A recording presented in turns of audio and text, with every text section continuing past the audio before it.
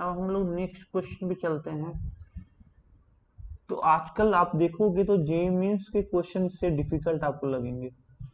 जे means, क्योंकि जे means में calculation बहुत ही गंदा, कैलकुलेशन बहुत ही हाई लेवल का कैलकुलेशन दे देता है।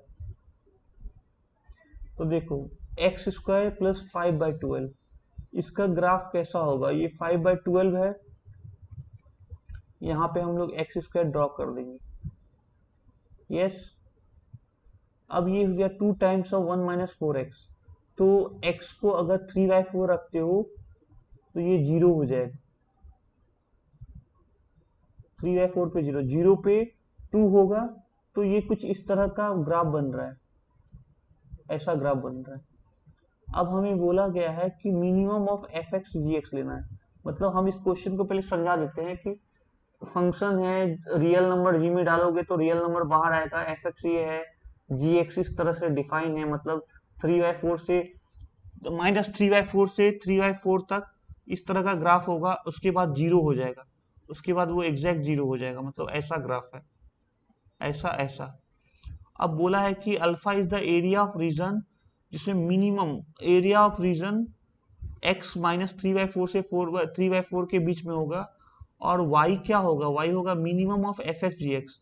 तो देखो यहाँ पर मिनिमम ये हो गया, फिर मिनिमम ये हो गया, फिर मिनिमम ये हो गया, मतलब इसके अंदर का एरिया निकालना है। ये मिनिमम हो गया, इन दोनों में से मिनिमम, ये मिनिमम, ये मिनिमम, तो एरिया इसके अंदर का हो गया। तो इसका इंटरसेक्शन पहले हम लोग फाइंड करेंगे। तो एरिया निकालने में क्या होगा, ये पॉइंट पता हो जाएगा, तो इस पॉइंट से इस पॉइंट का एरिया निकालेंगे, उसको डबल करेंगे तो यहाँ से यहाँ तक का एरिया आ जाएगा, और फिर इसका एरिया निकालेंगे, उसको डबल करेंगे तो इसका एरिया आ जाएगा। तो इसको सॉल्व करते हैं, इसको और इसको सॉल्व करते हैं। तो इसको सॉल्व किया तो क्वाड्रेटिक बनता हुआ नजर आ रहा है। क्वाड्रेटिक में -b plus minus root under B square -4ac/2a, तो ये आ रहा है, ये आ रहा है।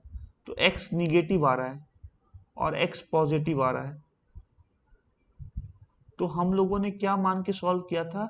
x को पॉजिटिव मान के सॉल्व किया था, तभी ये 8x/3 आया था।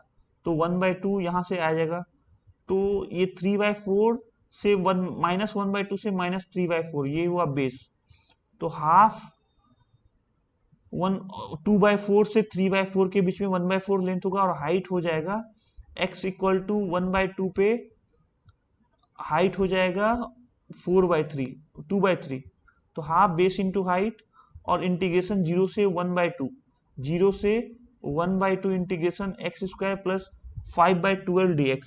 तो ये हो जाएगा x³ 3 5x/12, x का वैल्यू 1/2 रखो और फिर 0 रखो, तो ये आ जाएगा। तो इसको कैलकुलेट करोगे तो 2/3 आया। अब 2/3 में 9 से मल्टीप्लाई करोगे तो 3 इंटू 9, और 9 3 3 जा 9, 3 2 जा 6, तो 6 आंसर हो जाएगा।